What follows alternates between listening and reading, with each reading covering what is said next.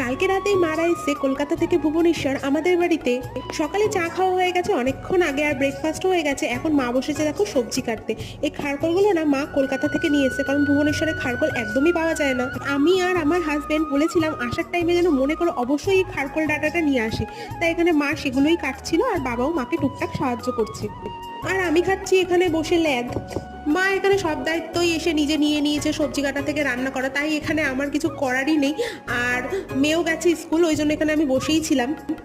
আজকে দুপুরে রান্না হচ্ছে খারকল বাটা, আর তার সাথে হচ্ছে ইলিশ মাছ। আর এই ইলিশ মাছটাও কিন্তু কলকাতা থেকে মা একদম তেলে ভেজে সুন্দর করে টিফিন কারি করে নিয়ে এসছে।